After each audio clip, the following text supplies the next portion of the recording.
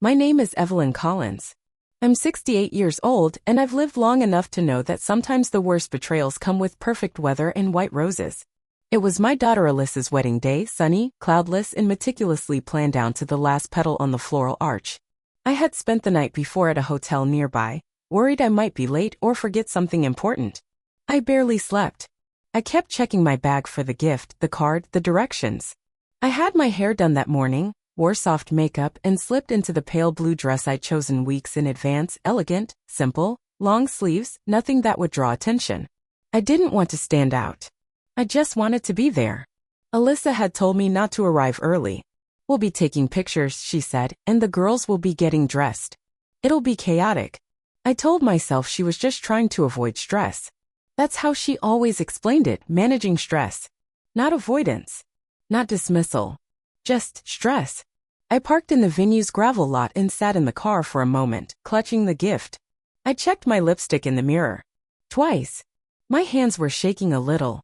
Not from nerves, really, just the strange sense that I was walking into something I couldn't name. The wedding was being held in a garden behind a large estate. White folding chairs had been arranged in neat rows. The floral arch stood proud at the end of the aisle. Guests were already seated, some laughing softly, others fanning themselves with programs. A few looked over when I entered. Most didn't. I walked slowly, trying to spot a familiar face. That's when I saw Alyssa's soon-to-be mother-in-law standing near the front in a gown so close to white it almost shimmered. She didn't acknowledge me. Just turned slightly like I wasn't there. I found an open seat in the second row.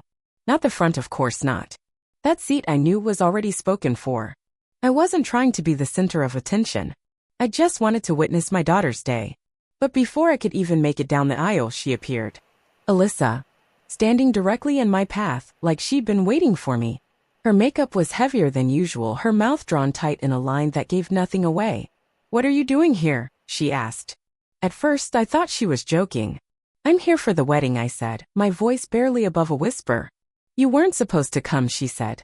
No emotion. Just a flat statement. I blinked. "What?" "We revoked your invitation last night. Didn't you check your email?" I stared at her, stunned. "Alyssa, I was getting ready. I didn't think to check my email the night before your wedding." She folded her arms across her bodice. "We decided it would be less stressful this way. You've made this whole thing harder than it needed to be." Behind her, I could see Logan, her fiancé, standing near the groomsmen, half in shadow. He looked at me. And then he looked away. He said nothing. Not even a nod. And somehow that silence, his silence, hurt more than anything Alyssa was saying. "You told your own mother not to come to your wedding?" I asked, louder than I meant to. People turned. Faces shifted toward me. A few gasps. A few heads shaking. Then her mother-in-law stepped beside her, rested a manicured hand on Alyssa's shoulder, and said smoothly, "It's best you leave now, before we have to make a scene." I felt the heat rising in my face, my chest, my throat. But I held it in. My legs barely worked as I turned to go. I didn't cry. Not yet. My hands trembled, but I kept walking, past guests I'd once known as children, past Alyssa's friends, past strangers in pastel suits and soft judgment in their eyes. As I neared the edge of the garden, walking along the vendor path behind the ceremony area, I heard a voice, low and rushed, coming from behind a hedge. It was Logan's father. On the phone. Pacing. "As long as she doesn't talk, we're in the clear," he said. Just like that. Calm. Confident. And something in me snapped, not in anger, but in awareness. That sentence wasn't meant for me. But I heard it. And I understood right then, this wasn't just about being excluded from a wedding. Something was very, very wrong. You don't raise a child alone for over 2 decades without collecting stories, both beautiful and bruised. After Alyssa's father left us, she was barely 5. I still remember how she clutched the hem of my skirt when I told her he wouldn't be coming back. I told her we'd be okay. And we were. Somehow. I worked days as a bank teller and nights behind the customer service counter at a Target 20 minutes away. My body ached all the time, but I never let her see it. I kept the light on in the hallway at night until she was 12. I sat through every parent-teacher meeting. No matter how late my shift ended, I made it work. Not because I was strong. Because I had to. When she was 8, she wanted a pair of glittery sneakers all the other girls had. I couldn't afford them outright, so I saved change in a mason jar marked Alyssa's stars. Took 3 months. The look on her face the day I handed her that shoebox is one of those things you never forget as a mother. Prom. College. First apartment. I was there for it all. So when she met Logan Bennett, I tried my best to be open. He was polished, polite, well-spoken in the way that sounds memorized. He worked in real estate development, whatever that meant. Always wore nice shoes. Drove a car with leather seats that still smelled like the dealership. Alyssa seemed taken by him. Enchanted even. I didn't dislike him, not at first. But there was something I couldn't quite name. A too-perfectness, a kind of slickness that never sat right with me. He always asked just enough questions to seem interested but never cared to remember the answers. He called me ma'am, which made me feel like a stranger in my own daughter's life. Still I smiled. I asked polite questions. I brought wine to their dinners. I offered to help with little things like rides to the airport or feeding their cat when they traveled. And one by one I noticed I was being pushed to the edge. It started small. A last-minute cancellation for Thanksgiving dinner. Logan's family had already planned something. Then Alyssa skipped our yearly trip to the farmer's market. Something we'd done every fall for a decade. Too busy. Too tired. Too much going on. One Christmas, I showed up with her favorite pecan pie only to find they'd gone out of town. She hadn't told me. Then came the wedding planning. First, I was excited like any mother would be. I sent her ideas, asked about venues, even offered to pay for a portion of the dress. She never responded. Eventually, she said, "Logan's family is taking care of most of it. It's just easier that way." I told myself not to take it personally, but I did. There was a wedding website. Her father wasn't mentioned, which didn't surprise me, but I wasn't mentioned either. Not even a line. Just Logan's parents, in a paragraph about guiding them with love and support. I asked her once gently if I could come to the dress fitting. She said it was just for bridesmaids and immediate family. I was stunned. I thought I was that. I began shrinking myself. I bought a dress that wouldn't draw attention. I toned down my makeup. I stopped offering help. I didn't want to seem pushy. I didn't want to be that mom. But deep down I kept asking myself the same thing. What changed? Was it Logan? Or was it Alyssa? And then there was that one moment I pushed aside at the time. A memory that had come back with razor edges since the wedding. Months before all this, while Alyssa and Logan were traveling, she asked me to collect their mail. I stopped by their apartment, brought everything inside, sorted through it like I used to when she was in college. Junk mail, utility bills, catalogs, and one envelope that was already halfway opened. It was from a private banking service. I know those envelopes well, I've seen enough of them at work. I glanced inside, old habits, and saw a statement with Alyssa's name on it. And beneath it, another name I didn't recognize. Clarence McDowell. A joint account. With a man I had never heard of. I paused. My stomach turned for a second. But then I told myself maybe it was a glitch. Maybe it was a middle name or some financial advisor. I never mentioned it. Never asked. Now I wish I had. Because looking back I can see the breadcrumbs. The slow, steady erasure. I wasn't being difficult. I was being erased.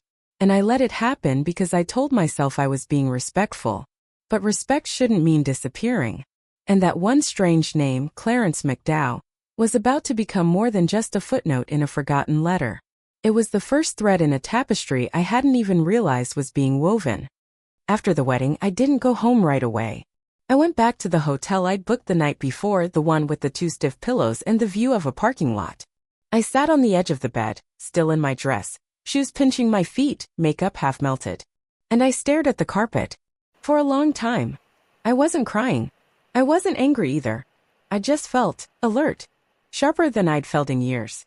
That one sentence I overheard, "As long as she doesn't talk, we're in the clear." It wouldn't leave me. It echoed in my head like a riddle I didn't know I'd already started solving. And with it came all the little things I brushed aside. The disappearing invitations, the missing family photos, the constant avoidance.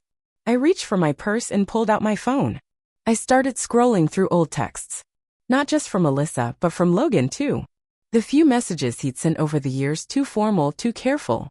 I opened my email and started searching keywords I hadn't thought about before. Account, statement, logistics, transfer. And slowly I started to build a folder. At first I labeled it, just in case. but I knew what I was doing. It wasn't paranoia. It was clarity. Something was wrong. Not emotionally wrong, legally wrong. A few days later, I called an old friend of mine, Danielle, someone I hadn't spoken to in years.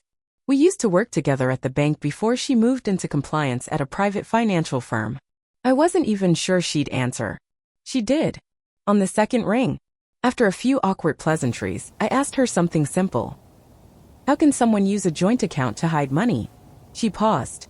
Evelyn, what are you looking at? I'm not sure, I said. But I think my daughter is being used. Or she's helping someone use her. We agreed to meet for lunch. I brought a screenshot, one I'd taken months ago of that strange joint account, the one with Alyssa and Clarence McDowell. Danielle looked at it for 3 seconds before her entire expression changed. This structure is common in laundering setups, she said. That second name? He's listed as a silent cosigner. That's usually a red flag. She leaned in closer. Evelyn, this looks like something. It's not just shady. It's designed to look real, but it's not. I felt something cold settle into my chest. What kind of people use setups like this? People who need to move large sums without drawing attention. Real estate fronts. Offshore accounts. Fake business names. Sometimes they rope in family members, partners, anyone who won't ask questions.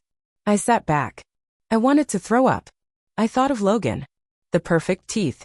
The forced charm. The way he'd never asked me anything personal, not once. I thought of how he avoided talking about work but always had just enough to make it sound legitimate. And I thought of Alyssa. Was she really that naive? Or had she made her own decision to look away? That night, I pulled out a box of old emails and tax documents I kept for years. I printed everything relevant.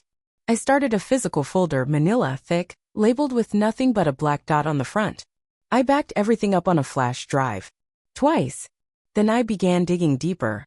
I Googled Clarence McDowell with every combination I could think of. Fraud, business license, alias, lawsuit. The name came up once in a civil case filed in New Jersey 2 years prior, tied to identity manipulation and property flipping. The name was buried in a list of shell company directors. No charges were ever filed, but the company dissolved quietly after that. I knew I wasn't imagining this. A few nights later, I remembered something else. A moment I dismissed completely at the time. Months ago, shortly after the engagement, Alyssa and Logan had visited me. Alyssa was in the kitchen and I caught Logan near my bookshelf, holding a folder. He smiled and said, "You're so organized." It was one of my old tax folders. I hadn't thought anything of it. But now, I couldn't help wondering if he was looking for something. Something he hoped I wouldn't notice. I didn't say anything to Alyssa. I didn't confront Logan. Not yet. But every new file, every old message, every screenshot, I saved it all. I color-coded it. I dated each printout. I even started a spreadsheet. Names, dates, dollar amounts, notes on tone of voice, patterns. And there was a pattern. The joint account with Clarence McDowell opened right after Alyssa met Logan. Not before. Not randomly. Directly after. Then came the fancy dinners, the new clothes, the car lease that didn't match her income. I had assumed he was spoiling her. I had assumed his family was helping. Now I knew better. They weren't building a life. They were building a cover. It took me 3 full weeks to admit to myself that I wasn't just collecting scraps. I was preparing for something real. The folder I'd built was no longer just in case. It was organized. Cross-referenced. I had bank statements, screenshots, shell company names, notes from Danielle's analysis, even photos of Logan's old envelope confirming the legal name change. One night, I sat in my kitchen and stared at it all spread across the table. I felt like I was staring at someone else's life. Except it was mine. And my daughter's. I couldn't keep this to myself anymore. So I made a call I never thought I'd make. I reached out to Lisa Hawthorne, a woman I used to work with at the bank years ago, now a financial investigator with a private firm. We hadn't spoken in over a decade, but I still had her number tucked in an old planner, and when she answered on the 3rd ring, I didn't waste time. I need to talk to someone who can tell me what I'm looking at, I said. Before I go to the wrong person and destroy everything. She didn't ask unnecessary questions. She just said, bring everything. I met her the following Tuesday at a private office space in D.C., a quiet building with no signage and security that didn't smile. The man I met wasn't wearing a badge, and he didn't introduce himself with a title. Just nodded at me from across a gray desk and said, "Let's see what you've got." I laid the folder down, followed by the flash drive.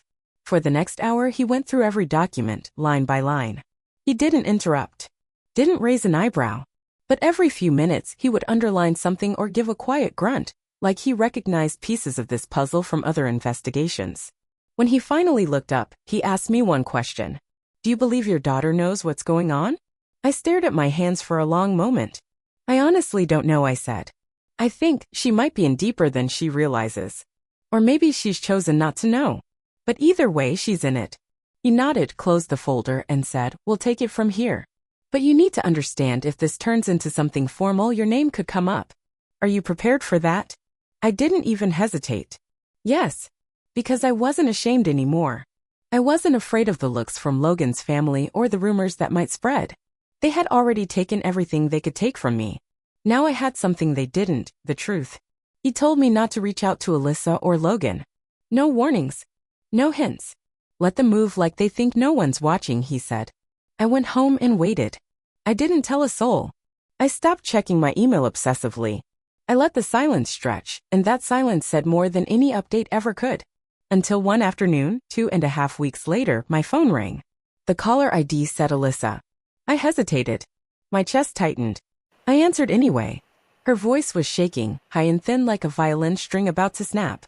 Mom, why would you do this? She asked. Do you know what's happening? Logan's accounts are frozen. His parents are being questioned. There are people calling us, asking about money. What did you do? I didn't raise my voice. I didn't cry. I just asked one question. Did you know he changed his name? There was silence on the other end. Not for a second, but a full 5 seconds. I counted them. Then she said quietly, it's complicated. And right then I knew. She knew. Maybe not everything. Maybe not how deep it went. But enough. Enough to lie. Enough to let them erase me. Enough to stand by him when he pushed me out of her life. I didn't scream. I didn't beg. I just said, you thought it didn't matter. But now it does, doesn't it? She didn't answer. She just hung up. And for the first time in months, maybe years, I felt something new settle in my chest. Calm. Not relief. Not vengeance. Just clarity. Because I had done the only thing they never expected me to do. I paid attention. It had been a few quiet weeks since the call with Alyssa. The storm hadn't passed, but it had shifted. Gone underground, waiting. I went back to doing small things. Folding laundry, watering my windowsill plants, taking morning walks. I didn't check the news. I didn't ask Lisa or Danielle for updates. I didn't want a play-by-play. I'd done my part. Whatever came next wasn't mine to manage. Then one afternoon the doorbell rang. I was still in my slippers, holding a basket of freshly folded towels. I wasn't expecting anyone. When I opened the door, I saw a woman, mid to late 20s, wearing a simple windbreaker and jeans, her eyes shadowed with something that looked like exhaustion more than fear. And beside her was a little girl, maybe 5 years old, clinging to her arm and staring up at me with enormous eyes. Are you Evelyn Collins? The woman asked. Yes, I said, cautious. My name is Sophia Davis, she said. I used to be married to your son-in-law. To Logan. For a moment I thought I misheard her. I'm sorry, what? She took a breath. Logan and I were married overseas. He never divorced me. I found out he got remarried through social media actually, and I traced this address through a contact. I didn't come to cause trouble. I just thought you should know. She looked down at the little girl. She's his daughter. Your granddaughter. The towel slid from my arms and landed in a soft heap on the floor. I stepped outside. My mouth was dry. You're saying Logan never divorced you? Sophia nodded. He left us 3 years ago. Said he had a job offer in the States. Promised he'd send for us once he was settled. Then he just stopped answering. I looked at the girl. She looked back at me with quiet curiosity.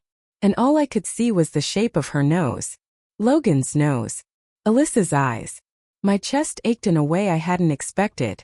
I'm not here to ask for money, Sophia added quickly. I'm not here to sue or demand anything. I just want my daughter to know who she is, where she came from. And I saw your name in a few articles. I figured if anyone would tell the truth, it would be you. I opened the door wider. Come in. She stepped inside, careful like someone who'd been turned away too many times. I made tea. She didn't drink it. Just sat at the kitchen table and took out a folder from her bag, photos, documents, a marriage certificate, even the girl's birth certificate. There was no denying it. It was all real. And this little girl, the child standing in my hallway looking at the magnets on my fridge, was mine too in a way. What's her name? I asked. Emery, Sophia said softly. Hi, Emery, I said, crouching down to her level. She didn't say anything. Just gave a little wave, then looked at her mom. I don't have any other family, Sophia said. I'm not here to unload her on you. But she deserves to know at least one person who won't disappear. That sentence landed like a brick. Alyssa had erased me. Logan had buried me. But here was a child, my granddaughter, whose existence had been hidden just like I had. I'd like to be that person, I said. Sophia smiled. That's what I hoped you'd say. That evening they stayed for dinner. I made grilled cheese and tomato soup. Emery asked for strawberries. I found some in the back of the fridge and sliced them into stars. She giggled when I put them on a plate shaped like a whale. Something opened in me that night. Something that had been shut tight since the wedding. Over the following weeks they came by more often. I set up the guest room with a second-hand twin bed and a nightlight. I bought a car seat. I downloaded children's shows and learned how to make Emery's favorite pancakes. Blueberry with extra butter, no syrup. Life didn't go back to normal after everything fell apart. But it did settle into something quieter, slower, and strangely, steadier. Alyssa never called again. Not after that last conversation. I didn't expect her to. She had made her choice.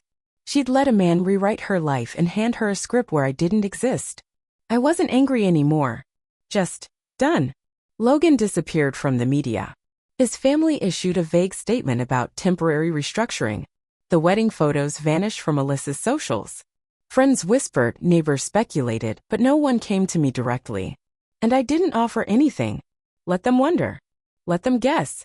I had no interest in performing pain for an audience that never asked me how I was doing to begin with. I didn't feel like a hero. I didn't feel triumphant. What I felt was something I hadn't felt in a very long time, peace. Emery started calling me Nana not long after she began staying over on weekends. At first it was shy and cautious. Then one morning she ran into the kitchen and wrapped her arms around my legs and said it like she'd always known it. Nana. And that's when I knew, this tiny moment, this little girl in footy pajamas clinging to my leg, was what I had fought for. Not revenge. Not justice in a courtroom. Not headlines or apologies. But presence. I had been erased. And now I was back, not in the same place, not with the same people, but somewhere better. Somewhere real. Sophia and I became something like family. Not because we were bound by marriage or blood, but because we both had once been lied to, shut out, and left to rebuild from the scraps. And somehow we did. I no longer waited for Alyssa to knock on my door. I didn't scroll through her old photos, didn't reread our last messages. I let her go, not out of bitterness, but out of self-respect. Some people don't return. And some people don't deserve to. I poured myself into small joys, morning walks with Emery, organizing the pantry, teaching Sophia how to bake cornbread from scratch. I no longer needed validation. I had truth and I had a reason to get up in the morning that didn't depend on anyone's permission. And most importantly, I had clarity. They thought I would disappear quietly. They thought I was just an old woman with soft hands and no fight left in her. But they were wrong. I saw everything. And I'm not looking back.